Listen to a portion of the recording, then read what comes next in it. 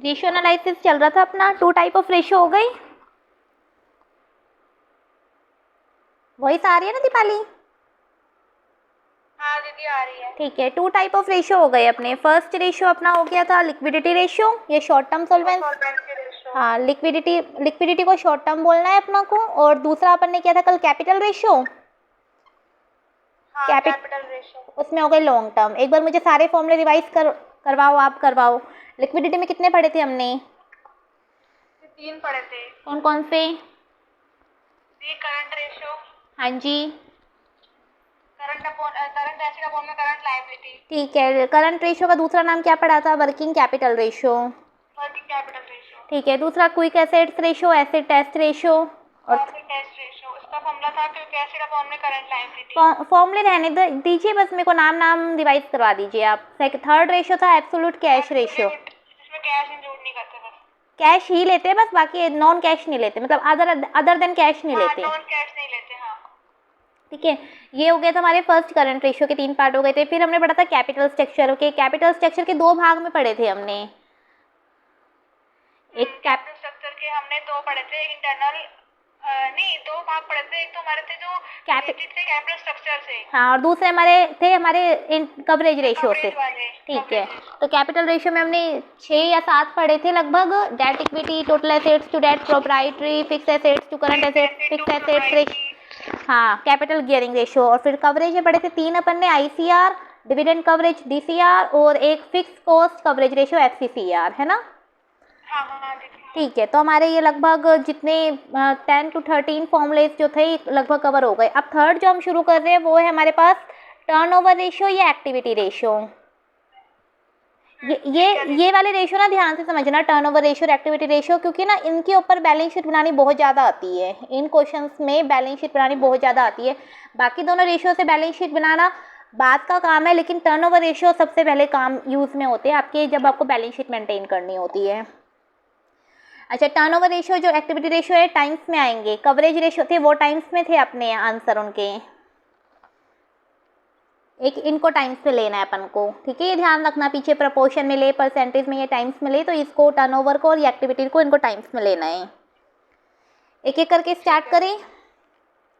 सबसे पहले मुझे ये बताओ, जो मैं फॉर्मूले पूछती जाऊँ अगर आपको आते हो तो मुझे आप ही बताना, क्या आपको कॉस्ट ऑफ गुड्स सोल्ड का फॉर्मूला आता है? हाँ दीदी, gross profit minus sales. Sales minus gross profit, उल्टा बोल गए आप। Sales minus. एक और बताइए, अगर मैं कहूँ मेरे पास सेल्स नहीं है तो opening stock plus purchase. Purchase या नेट परचेज? हाँ नेट परचेज। ठीक है। Opening stock plus net purchase plus direct expenses ठीक है जी। Minus closing stock. ठीक है। या ये इन दोनों में से एक फॉर्मूला जो है आपको कॉस्ट ऑफ गुड्स सोल्ड के लिए लर्न करना है। ठीक है, आपको ये पता है सेल्स और जीपी, यहाँ पे ये नेट सेल्स होता है एक्चुअली में। सेल्स का दूसरा नाम या नेट सेल का दूसरा नाम रिवेन्यू फ्रॉम ऑपरेशन। ठीक है ना, और इसको हम बोल सकते हैं cost of revenue from operation. Cost of goods sold को आप cost of revenue from operation भी बोल सकते हो, जो सेल्स कर रहे हैं इसकी क्या लागत है। ठीक है, इतना चलो। और अगर ग्रॉस प्रॉफिट की जगह ग्रॉस लॉस हो तो ये ऐड हो जाएगा, net sales plus gross loss, loss होता है तो ऐड हो जाता है। ठीक है, ये हाथ के हाथ लिखते रहना, मैं शुरू कर रही हूँ एक एक करके रेशियो अपने। एक बार चार्ट बना देते हैं इसके कि टर्नओवर रेशियो में कितने आपके रहेंगे रेशियोस। टर्नओवर रेशियोस, इसको एक्टिविटी भी बोलेंगे, टर्नओवर भी बोलेंगे। फर्स्ट हम इसमें सीखेंगे inventory turnover ratio. Inventory turnover ratio, इसको आप स्टॉक टर्नओवर भी बोल सकते हो, आईटीआर भी बोल सकते हो। ये इनकम टैक्स रिटर्न नहीं, आईटीआर यहाँ पे आई इन्वेंट्री टर्नओवर रेशियो है, या स्टॉक टर्नओवर रेशियो एसटीआर भी बोल सकते हो। दूसरा पढ़ोगे आप डेटर्स या बिल्स रिसीवेबल टर्नओवर रेशियो, या इसका एक और नाम जो आजकल चलता है वो चलता है trade receivable turnover ratio. Next आप पढ़ोगे इसी में क्रेडिटर्स या बीपी टर्नओवर रेशियो, या इसका आजकल जो नाम चलता है ट्रेड पेबल टर्नओवर रेशियो। ठीक है, फिर पढ़ोगे आप वर्किंग कैपिटल टर्नओवर रेशियो, फिर पढ़ोगे फिक्स एसेट्स टर्नओवर रेशियो, ऐसे करंट एसेट्स टर्नओवर रेशियो।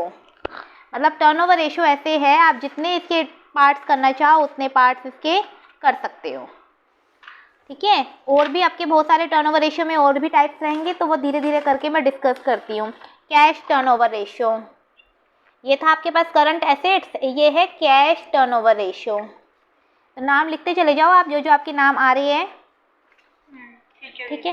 तो हमने 1 2 3 4 5 6 7 इसमें टर्नओवर रेशियो के 7 टाइप्स पढ़ेंगे, लगभग यही रहते हैं, और होंगे तो उस हिसाब से करेंगे। अब एक एक करके शुरू करते हैं। सबसे पहले चार्ट बना लिए, मेंटेन कर ले चार्ट को। हाँ दीदी। ठीक है, मैं रब कर रही हूँ इसको, फिर एक एक करके शुरू करेंगे।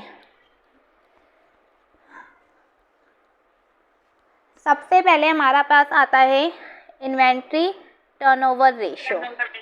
देखो ये इन्वेंट्री टर्नओवर रेशियो डिपेंड करता है कॉस्ट ऑफ गुड सोल्ड पे, और नीचे आता है आपका no average stock. Average stock तो होता है opening plus closing divide by 2। Yes, और अगर मैं कहूँ ओपनिंग नहीं है तो खाली क्लोजिंग आएगा, फिर तो क्लोजिंग आएगा, तो फिर क्या डिवाइड बाय 2 भी करेंगे? डिवाइड बाय 2 नहीं करना। ये डिपेंड करता है कॉस्ट ऑफ गुड सोल्ड पे। आईटीआर डिपेंड करता है, depend upon cost of good sold. लेकिन कभी कभी ऐसा होता है, कह देते हैं कि कॉस्ट ऑफ गुड सोल्ड को डिपेंड करता है। हाँ, कॉस्ट ऑफ गुड सोल्ड की प्रायोरिटी नहीं है सेल्स पे, तो तब आप इसको नेट सेल्स पे लोगे। या मैं कभी सेल या मैं सीओजीएस ना दिया हो, इन्फॉर्मेशन ना दिया हो निकालने की, तो हम सेल्स मान लेंगे। तो फिर हम सेल्स मान लेंगे कि सेल्स जो लागत हमारी है वो हमारी सेल ही हमारी लागत है, ठीक है। कॉस्ट ऑफ गुड सोल्ड निकालना आपको भी सिखाया, वो दोनों फॉर्मूले के नीचे लिख लो वापस। COGS इज इक्वल टू या तो सेल्स नेट वाली माइनस GP, या दूसरा लिख सकते हो opening stock plus purchase net purchase plus direct expenses minus closing stock. और एवरेज स्टॉक निकलता है opening plus closing divide by 2। Average stock या एवरेज इन्वेंट्री, अगर आपने इन्वेंट्री लिखा है तो यहाँ पे भी इन्वेंट्री वर्ड यूज़ करोगे। तो opening plus closing divided by 2। If opening not available then closing ही यूज़ करनी है आपको। चलो ये तो सिंपल सी बात हुई, कोई दिक्कत नहीं आती। लेकिन कई बार एवरेज स्टॉक निकालना बड़ा कॉम्प्लिकेटेड होता है। अब मैं अगर मैं एक नॉर्मल वे में एक लाइन बोल रही हूँ, एक स्टेटमेंट बोल रही हूँ, मुझे बताना कैसे करोगे। मैं कह रही हूँ जो ओपनिंग स्टॉक है वो मोर देन क्लोजिंग स्टॉक है। क्लोजिंग स्टॉक मेरे पास ओपनिंग स्टॉक जो मोर देन क्लोजिंग स्टॉक है, यानी मेरे को ये दोनों चीज़ें दे रखी है और ये COGS दे रखा है, ठीक है। मतलब आपको कंफ्यूज करने के लिए मैं कुछ वर्ड्स बता रही हूँ, कुछ लाइंस बोल रही हूँ, उसको समझना। मेरे को COGS से रखा है 15,000। मेरे पास ओपनिंग स्टॉक नहीं पता मुझे, मेरा जो net purchase is 10,000। Closing stock मेरे पास डायरेक्ट एक्सपेंसेस है 3,000। क्लोजिंग स्टॉक मुझे नहीं पता, ओपनिंग स्टॉक नहीं पता, दो चीज़ मिसिंग है कि फिगर में। लेकिन मेरे को ना एक स्टेटमेंट बोल दी, लेकिन दीदी हमें एवरेज स्टॉक मिला हुआ होगा। हाँ, एवरेज स्टॉक मिला हुआ होगा आपको। ओपनिंग स्टॉक जो होगा ना, जो ओपनिंग स्टॉक होगा ये ज़्यादा होगा या क्लोजिंग से ज़्यादा होगा? हाँ, अब आप मुझे बताओ, अगर ऐसे बोले ओपनिंग स्टॉक क्लोजिंग स्टॉक से 4,000 ज़्यादा है तो ओपनिंग स्टॉक प्लस 4,000 लिखा जाएगा। ओपनिंग स्टॉक जो है वो 4,000 ज़्यादा है, तो ओपनिंग स्टॉक की तरफ 4,000 प्लस करेंगे हम, है ना। ओपनिंग स्टॉक ज़्यादा, ओपनिंग स्टॉक ज़्यादा है क्लोजिंग से 4,000, तो आप opening plus 4,000 is equal to closing करोगे ना। जी हम क्लोजिंग करेंगे क्योंकि क्लोजिंग ज़्यादा है ओपनिंग से। नहीं, मैं कह रही हूँ ओपनिंग क्लोजिंग से 4,000 ज़्यादा है, ओपनिंग ज़्यादा है क्लोजिंग से, तो 4,000 यहाँ प्लस करोगे कि यहाँ प्लस करोगे? नहीं, ओपनिंग में करेंगे क्योंकि ओपनिंग बढ़ा ठीक है। अगर मैं कहूँ टाइम्स में ज़्यादा है 4 टाइम्स, तो क्या होएगा? Multiply. Very good. 4O is equal to C। समझ गए ये चीज़? कई बार जो भी आंसर आएगा मल्टीप्लाई करेंगे। हाँ, टाइम्स मल्टीप्लाई होती है, मोर देन और लेस देन में प्लस और माइनस होता है, ध्यान रखना वर्ड्स। टाइम्स में माइनस और मल्टीप्लाई से करते हैं, और लेस देन या मोर देन में ऐड और लेस करते हैं, ठीक है। ये चीज़ ध्यान रखना। चलो ये हमारा एवरेज स्टॉक हो गया, ये हो गया, ठीक है। ये हमारा ITR का ये जो आंसर आएगा ये आएगा टाइम्स में, कि एक साल में इतनी बार स्टॉक जो है वो टर्नओवर होएगा, मतलब जाएगा।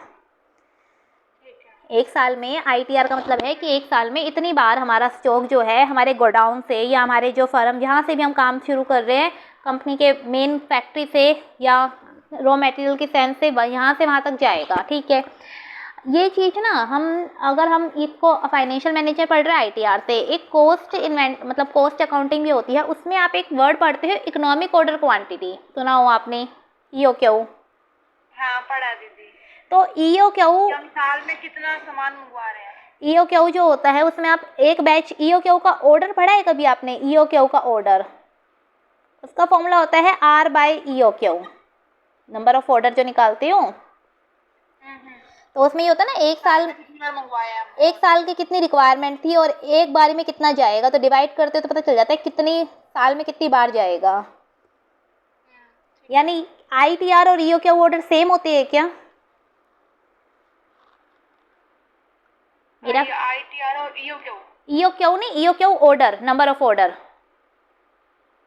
जिसका मतलब यही होता है।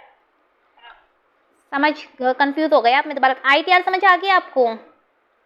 हाँ ITR समझ आ गया। अब आपको मैं एक नॉर्मल वे में EOQ समझाती हूँ। EOQ का फॉर्मूला ये होता था ना, 2 इंटू में R इंटू में CO अपॉन में CC का अंडर रूट, यही होता था। CC लगा लो या CH लगा लो, R लगा लो चाहे A लगा लो, आपकी मर्जी है। इसमें 1 बैच साइज आता था ना, एक बैच में कितने जाएंगे। उसके बाद इसका नंबर ऑफ ऑर्डर निकालते थे आप, नंबर ऑफ ऑर्डर R/EOQ या R/, तो ये बताता था कि एक साल में कितने ऑर्डर लगेंगे, 4 लगेंगे, 5 लगेंगे, 6 लगेंगे। भाई एक बारी में इतना जाएगा, साल में इतनी चाहिए, तो 4 चक्कर काटे, 5 चक्कर काटे। तो मेरा क्वेश्चन ये है, क्या ITR और EOQ का नंबर ऑफ ऑर्डर सेम होते हैं? नहीं होते सेम, एक ही चीज़ तो है। ITR भी तो यही बता रहा है कि एक साल में कितनी बार जाएगा। लेकिन ये जो हम डिवाइड कर रहे हैं COGS, ये हमारी कॉस्ट है। समझे नहीं आप? मेरा सिर्फ ये है, जो इसका निकालने का मकसद है और इसका निकालने का मकसद है, क्या वो दोनों सेम है? ये भी एक साल में कितनी बार गुड्स, तो दीदी सेम है वो तो। हाँ, आंसर से मतलब नहीं कह रही मैं ये सिर्फ ये कह रही हूँ, क्या दोनों चीज़ें क्या दोनों एक ही चीज़ को प्रेजेंट कर रहे हैं? ये भी यही बता रहा है कि एक साल में कितनी बार जाएगा, और नंबर ऑफ ऑर्डर EOQ का भी बस ये बता रहा है एक साल में कितनी बार जाएगा। ये तो सेम है। मतलब दोनों चीज़ जो है क्लियर कट कहने की तो यही कोशिश करे कि गुड्स जो है एक साल में, अगर सामने वाले की रिक्वायरमेंट आपको पता है, तो एक साल में कितनी बार आपके पास से गुड्स आउट होएगा। ITR भी यही प्रेजेंट करता है और नंबर ऑफ ऑर्डर EOQ का भी यही प्रेजेंट करता है। अब क्लियर हुआ ये चीज़? हाँ हो गई दीदी। भाई आप EOQ साइज निकालते थे, एक बारी में इतना जाएगा, उसके बाद नंबर ऑफ ऑर्डर निकालते थे, आपके साल में कितने ऑर्डर हमने कर, साल में कितने ऑर्डर करेंगे, तो ये भी तो साल के ऑर्डर ही है। हम साल में कितने सेल करेंगे, बस फर्क इतना है, ये आप कॉस्ट अकाउंटिंग में पढ़ते हो, ये आप फाइनेंशियल मैनेजमेंट में पढ़ते हो, तो नाम अलग अलग हो जाते हैं। क्लियर हो गया ये चीज़? हाँ हो गया। ये लिख लेना, क्योंकि कई बार ऐसा हो जाता है क्वेश्चन घुमा फिरा के ये दे देते हैं कि नंबर ऑफ ऑर्डर निकालिए। अब ITR ना बोल के नंबर ऑफ ऑर्डर बता देता है, तो फॉर्मूला तो आपको यही वाला यूज़ करना है अगर कॉस्ट ऑफ गुड्स सोल्ड और एवरेज स्टॉक है तो। ठीक है दीदी। समझ रहे हो? कई बार यूँ बोल देते हैं कि ITR की जगह यूँ बोल देते हैं नंबर ऑफ ऑर्डर निकालो, टर्नओवर रेशियोज में नंबर ऑफ ऑर्डर बताओ, तो टर्नओवर रेशियो में नंबर ऑफ ऑर्डर का मतलब ITR ही होता है। ठीक है। ठीक है, ये चीज़ लिख लो, ये in turnover ratios ITR is equal to number of order in 1 year, एक साल के अंदर। In ITR number of order is equals to number of order in 1 year.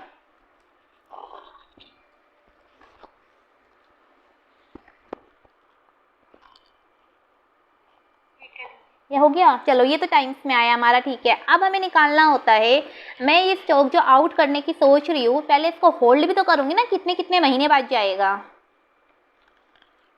कितने महीने या कितने दिन बाद, तो उसको बोलते हैं inventory holding period.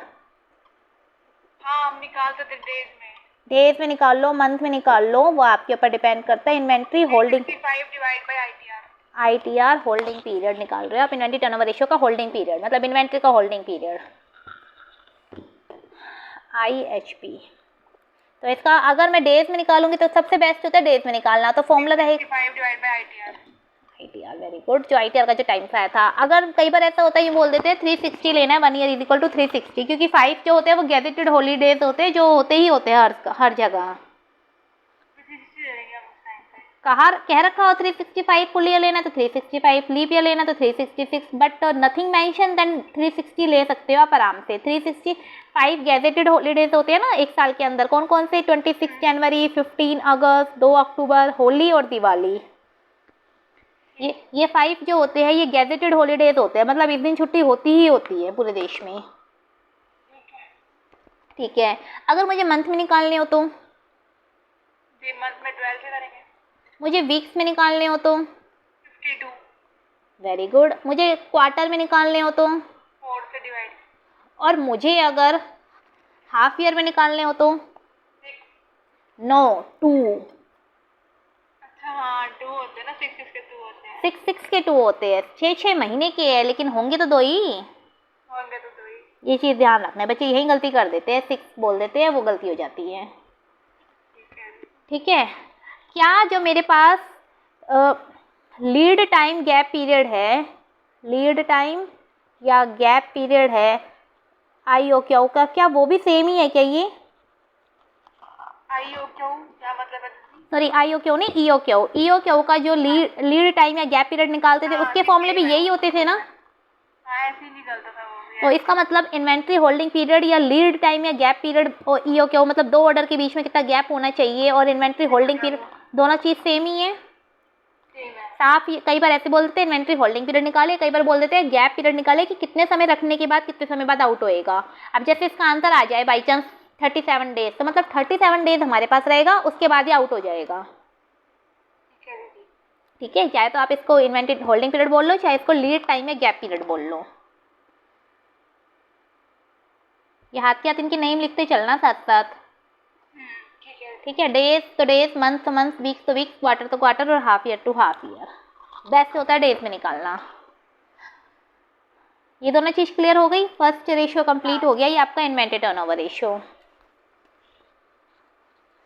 Second ratio है आपके पास, अच्छा कई बार ना एवरेज स्टॉक ओपनिंग और क्लोजिंग की जगह यूं भी बोल देते हैं मिनिमम और मैक्सिमम, तो मिनिमम और मैक्सिमम +/2 कर दे, मतलब प्लस करके /2 कर सकते हो।